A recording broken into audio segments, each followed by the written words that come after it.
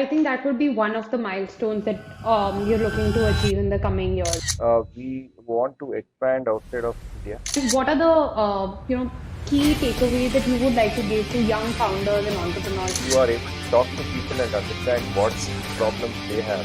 Yeah. You will not be able to succeed in what you're. Hi everyone, good morning. So my name is Tanika and I have Mr. Girdhar here from Nuvepro. And we're very delighted to have you here, Mr. Girdhar. Thank you so much for sparing your time and being with us today. So just to kick off and start off the podcast, I would love to hear a little more about you. Considering you had an extensive, working journey, you worked with L&T, you worked with Mindtree. How has that influenced you to start Nuvepro and your journey here at Nuvepro? And how is it that your experiences have now cultivated into you being an entrepreneur and working towards your goals? So how has your working influenced you into doing what you do here today? Yeah, Tanika, I think thanks for giving me this opportunity to be part of this podcast. And it's been close to 30 years now since I started my working life. Started off with L&T, like you did mention, and but I think even prior to that, it was a project which we did as part of our engineering course, which I think got me started on the technical side and into building things. Right, so building things and building teams has been one of the constants in my life. And that was finally a project which in 1993-94 it was pulse oximeter, and now I think with COVID, pulse oximeter became very famous, right? I mean, everybody wanted to Yeah. have that to get their oxygen levels and stuff. So we had done that way back in 93 for as part of our final project, and I think that is when this thing about building stuff came into my life there. And at L&T, again, it was about building. It was in the space of medical technology, and specifically it's around bedside monitors and ECG. Yeah. We were a set of about four people, almost all of us, except our lead. We were all like fresh college graduates. Three of us who did our BE, and one of us who, I mean, one of the team members who had just completed his MTech. Oh, wow. And we went ahead building the first ECG monitors in India, which was based on software and based on LCD technology, right? And for that, it was about detecting heart rate, detecting irregularities in heart rate, and all that stuff. Yeah. And uh, after that, I moved on to Novel. That was not included in the profile, I guess. So at Novel again, I was building. It was a totally different technology that time. It was around file systems and understanding data technology, data protection, etc. And then Mindtree was my most extended stint, which was about close to 14 years. And there, it being a service organization, the expectation was that I'll be working on different customer projects on regular basis. But Hmm. what I mean, it is, I would say, a fluke or any such way. Most of my time at Mindtree was dedicated to just working with one customer, Okay. uh, which it started off as a company called PowerQuest, but it finally was acquired by Symantec.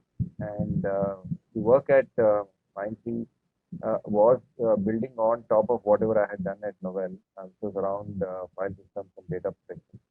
And it involved creating a lot of things from scratch. So one of the I would say good things about Mindtree and the culture there was that even though in most IT organizations it would be that once you have completed about 3-4 years in your services organization, you become a project manager and senior project manager, etc. And your distance from doing anything hands-on or coding goes away. But we had the liberty to continue doing that, right? And I was, though I was leading the large teams at Mindtree, Hmm. when I quit Mindtree to move on to starting off Nuvepro, I was leading a team which was close to about 275 people. I did, and even in that stage, somehow I could make some time out to creating or working, keeping my coding skills going there, right? So that was one of the good things we had there. Okay. And at Mindtree also, some of the, I would say, interesting thing which was done was, even though it was a services project, we were able to talk to Symantec and get ownership of some of their products. So we were driving the entire end-to-end product at Mindtree, which included product management, then some bit of marketing and life cycle of the product itself, including product support, development, etc. So those things were being done. And apart from that, Mindtree also was uh, very good at how do you say, encouraging people to come up with their own ideas, which could lead to entrepreneurship, etc. So that is how the idea for Nuvepro got germinated, which was at that time when we started off 2014, there was this idea of our startup earlier than that, maybe a year earlier than Hmm. that. It was how do you like make cloud computing more secure? Though at that time, 2014, cloud was not so big, so just getting started off. But the idea was how to make it more secure, and we had come up with the technology at that time, internally at Mindtree, and we were also looking at how to enable data centers to become more cloud friendly, right? So that is Yeah. how this entire journey started off there. Then we were spun out of Mindtree, and 2014 is how Nuvepro came into existence with Hmm. four more folks who I was working with at Mindtree. One of them being Mr. Janki Raman, who is also co-founder of Mindtree. He became our chairman. Then we had Monique, Rajesh, and Umesh, who were part of my team at Mindtree. Together is how we came and started off Nuvepro. We had a set of people who were with us at Mindtree who also took the plunge with us. And so, yeah, that's been the journey. And at Nuvepro, the fact that the startup wanted to do a startup which was about building stuff rather than looking at being more of a services organization. And that's where this thing about building something came into being. And I think that's been a common cross Of course. entire life. Yeah. So that's how it So, got. So, Mr. Girdhar, I mean, that's an amazing journey, so to say, where you've learned and picked up, and you can also identify, that you've picked up so much from different companies that you've worked in and what you've picked up. So that really, is a mark of a great founder who has, learned from their journey and now has integrated the best in, their company. So as a founder, like you've also mentioned, you have become a leader here for, cloud technology innovations and e-learning sector as well. So what are the kind of achievements that you can easily highlight in your journey here at Nuvepro? And what are the insights that you have with regards to building such a technology also, right? Because like you said, in 2014, it was very difficult. It wasn't actually come up. So what have your insights been like in this entire journey? Yeah, I think e-learning or the field which we are in, it being a startup, right?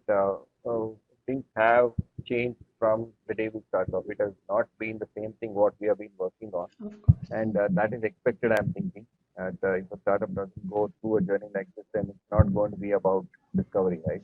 We Yeah. are not like solving some customer problem, which is more important for us. So that is how we got started off, and with Nuvepro, like I said, we started off solving one kind of a customer pain point, but Yeah. then it moved on to a little bit different from there.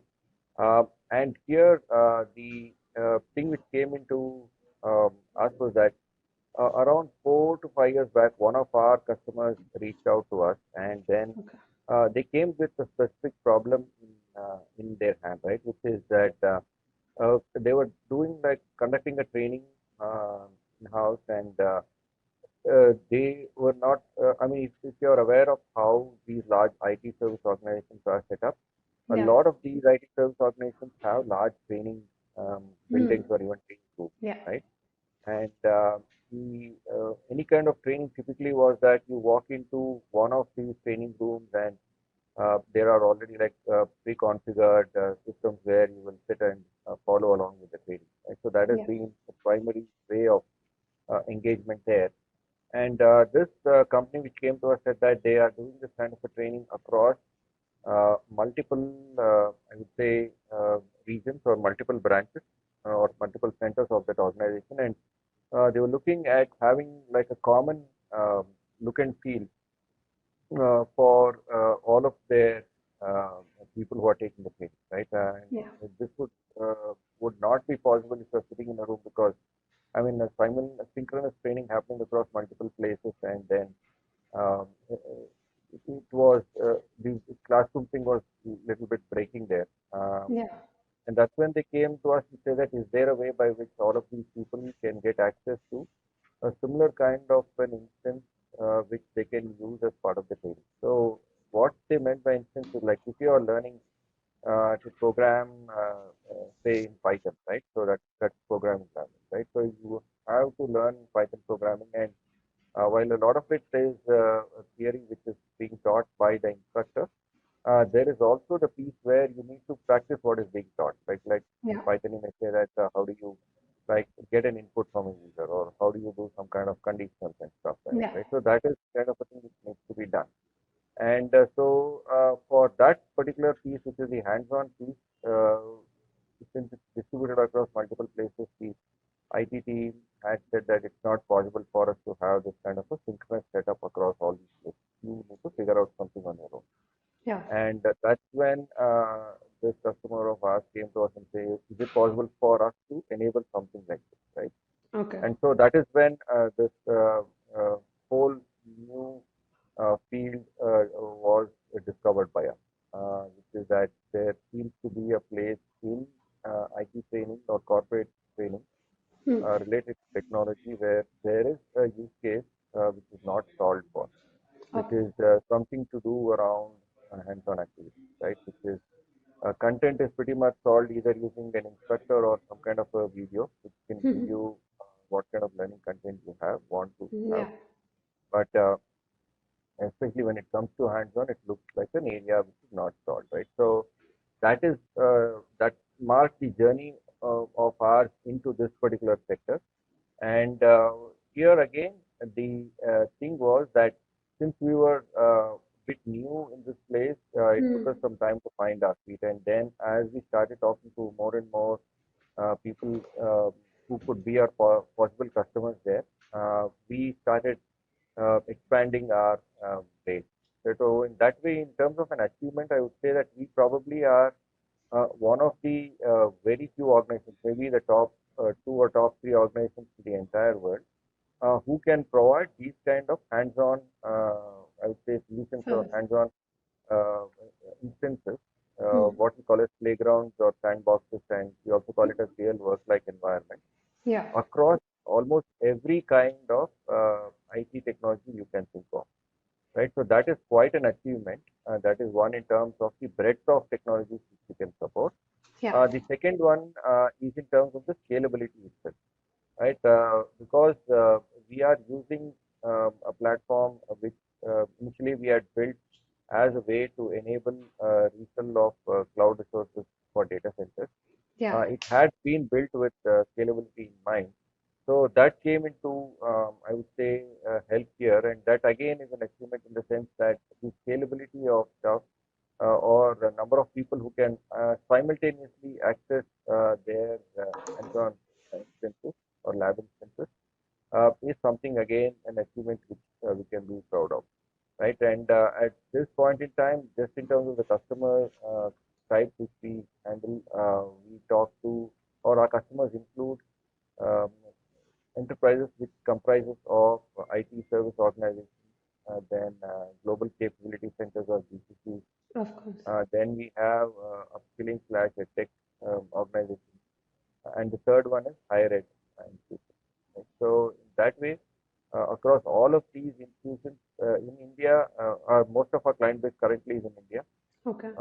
You can be pretty sure that at least from the top two sectors, which is the enterprises and the tech organizations, most companies would have heard about Nuvepro, right? Because, like I said, we probably in India we probably are the only one who can support almost every kind of IT technology, and also we have the scale to move up to any kind of demand which the customer has.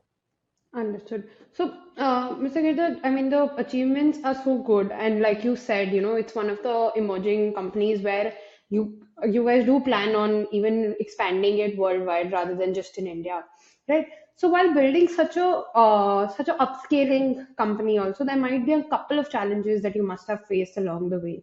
So, what were the major challenges that you did face while coming up with Nuvepro, and how did you even overcome such challenges, considering again, like cloud technology is very niche sector where you cater to such e-learning platforms also and things like that. So, what were the kind of challenges that you faced?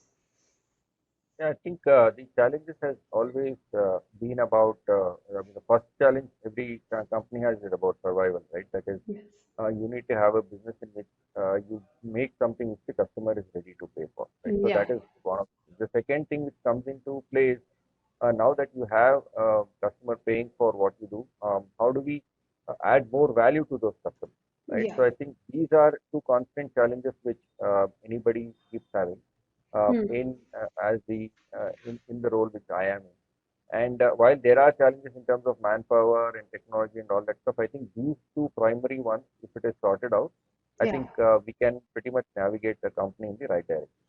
So Understood. for second one specifically, right, which is what the how do we like add more value to a customer and Yeah. then become more engaged Yeah. with them, right? So that is what led us to developing.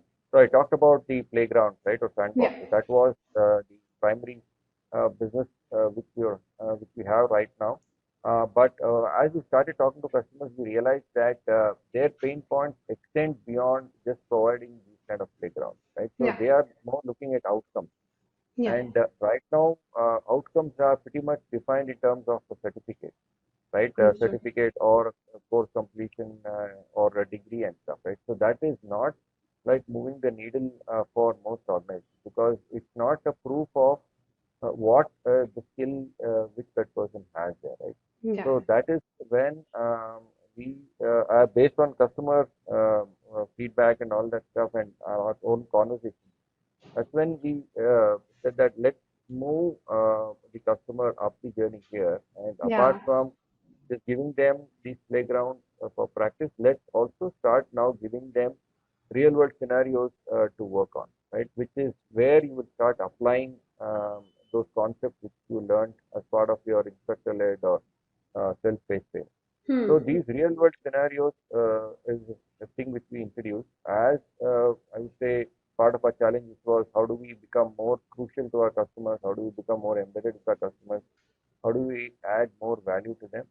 So these real world scenarios is a new product line we introduced Yeah. and along with that it could be in two forms. We can tell you how to solve that scenario or we can give it in the form of an assessment Hmm. so that you can also measure the learning effectiveness. So in this way, an organization now has a much better way of measuring the learning ROI.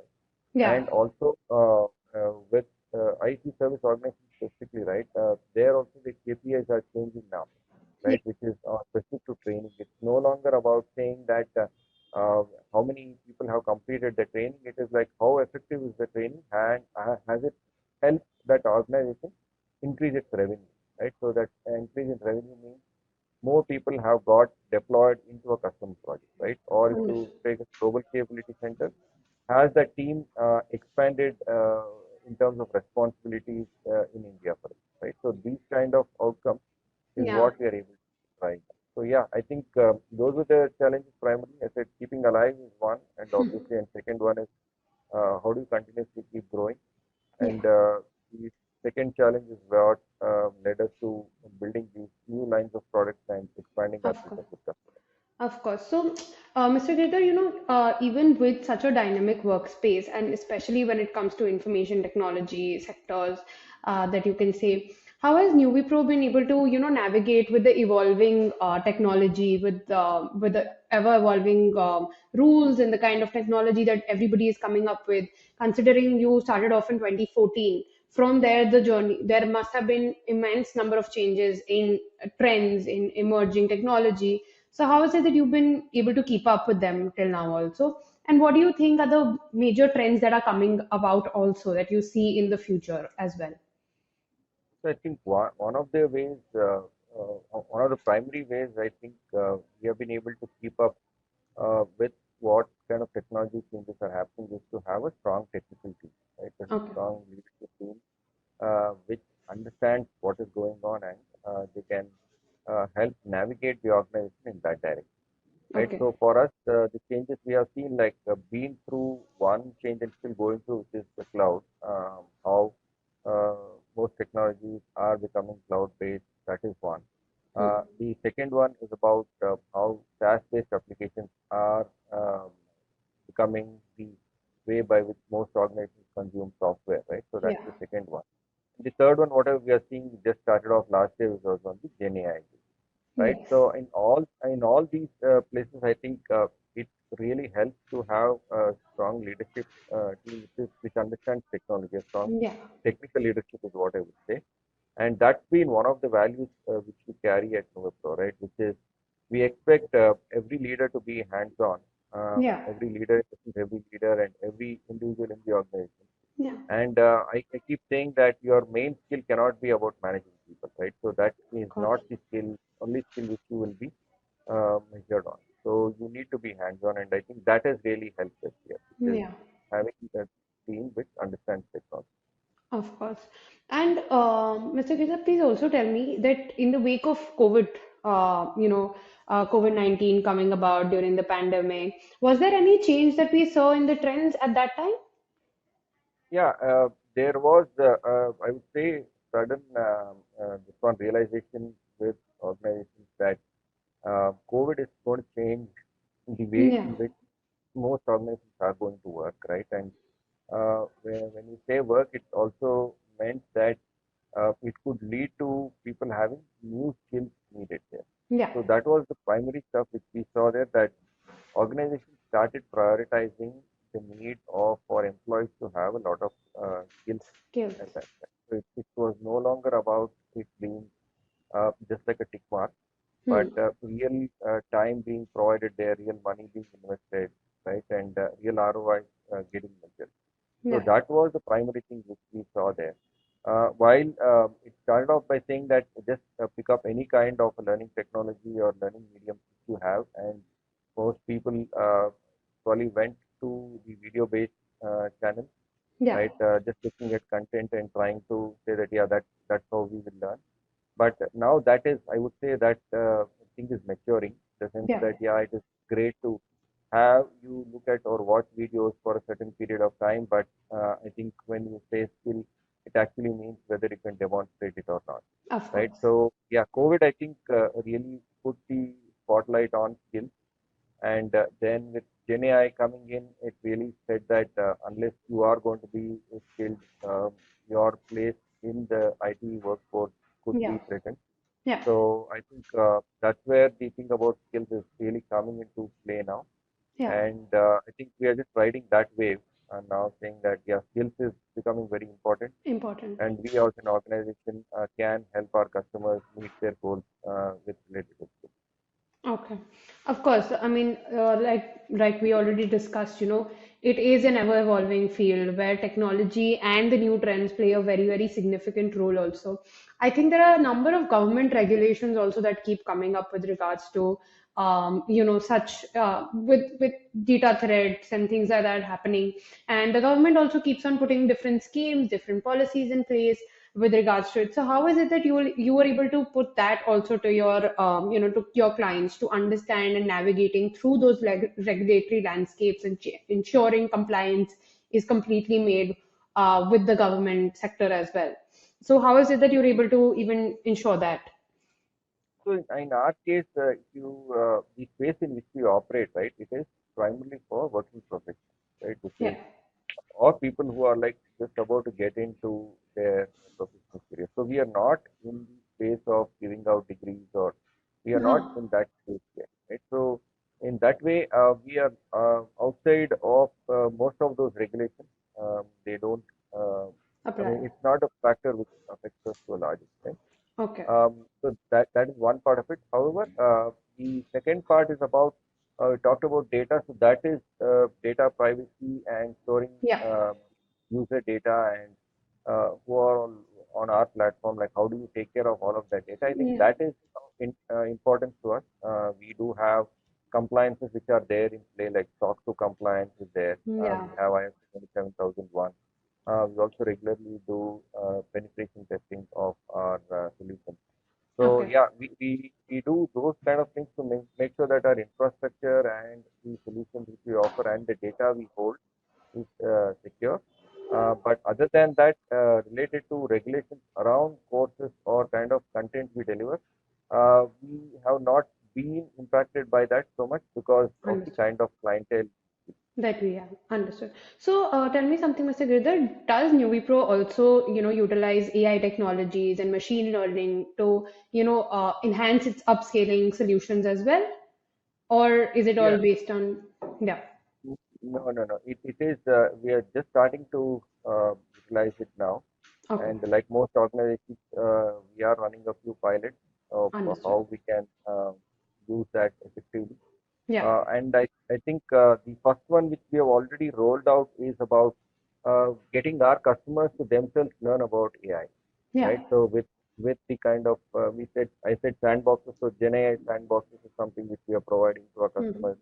Hmm. Then GenAI related real world scenarios are being provided. We Yeah. will also looking at GenAI based assessments to find out if somebody knows that specific tool or not, right? So that is in Okay. terms of solutions which we offer to our customers.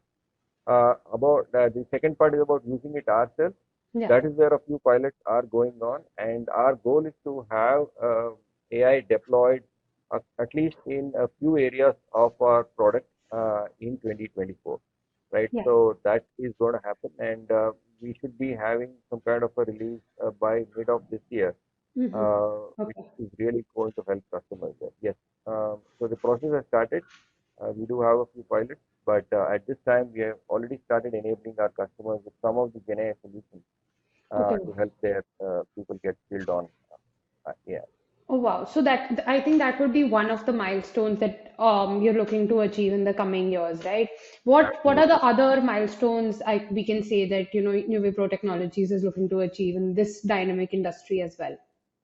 I think that is in terms of the technology which I talked about. Second one, we want to expand outside of India Okay. Yeah. this year, and so we have taken a few steps in that direction, and Hmm. so that's another milestone which we are looking forward to. And the third one is about expanding our revenues, right? I mean, that's the milestone which every company Of will course. have. Of So course. again, there we are looking at deepening our engagement with customers, which is going Hmm. beyond just the playground and getting into real world scenarios, real world projects, etc. So that is Yeah. thing which we'll have. And yeah, so these are primarily three, I would say, Yeah. which is one is GenAI based platform. I mean, how do you use GenAI in our platform to expand? Second one is going expanding outside of India. Yeah. And third thing is expanding our revenues from new and existing customers with an increased product offering. So, Mr. Girdhar, one more question. How do you think is Nuvipro's, the upscaling courses and the hands-on approach with learning that you provide actually helps a client into his professional journey? And what are the kind of takeaways that they can take? I mean, why is it that Nuvipro can be different or distinct from other learning platforms? And what is the SOP that the USP that you guys provide essentially?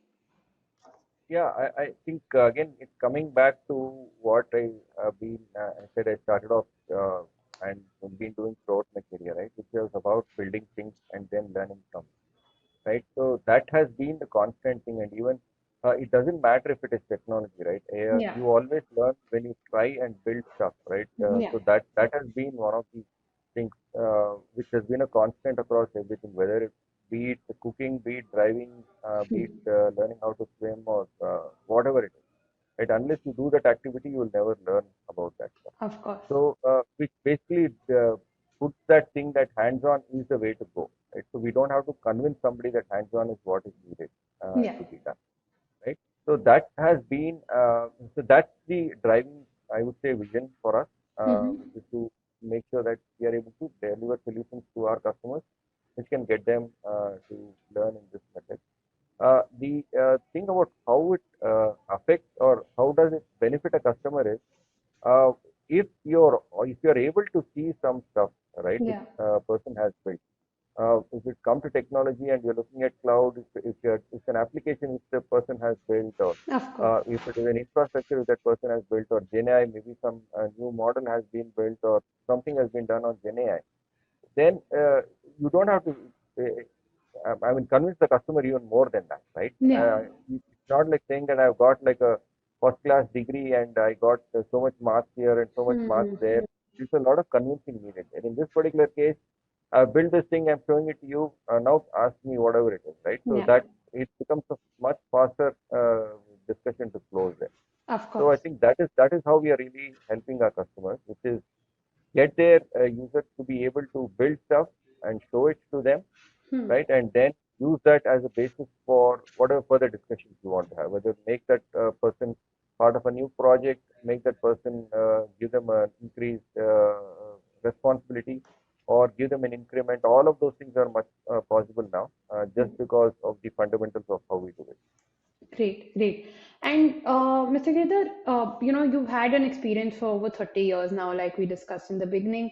How is it, and what are the key takeaways that you would like to give to young founders and entrepreneurs coming about now? What are the key aspects you would tell them that they should focus on in this industry, and how can they grow as a entrepreneur or a founder through their journey? Yeah, I think, I mean, everybody keeps giving this kind of advice. So, but I don't want to fall into that space. But one thing which I would say is, uh, with most founders, right, Yeah. entrepreneur wants to start something new. We Hmm. all think that the idea is the company, but I think it's not that. It is the customer problem which you're solving which becomes the company, right? So, Wow. which basically says that unless you are able to talk to people and understand what problems they have, Yeah, you will not be able to succeed in what you're doing. And I think of course. that's something which is primarily what we have seen in our journey and what I've seen in my journey. And if I knew about this, then probably we would have reached higher numbers or higher penetration, market penetration, all of that Yeah. much more earlier than what we are doing now. Of course. And I think it's leaders, I mean, through the journey, you keep learning. And this is the entire aim of this podcast also, that we're able to actually disseminate information to the young founders and entrepreneurs who are coming about, that they don't make such mistakes and maybe take something away from all the guests that we have on this platform. So I think, thank you so much, Mr. Karthar, for being here with us today. I think it was a very informative journey. I think I have also taken a lot from your journey, definitely, and hopefully will inculcate so much more, and even take my job as that, where I can also maybe become an entrepreneur one day. Thank you so much for being here and giving us your time. Thank you, Kanika, for doing this topic.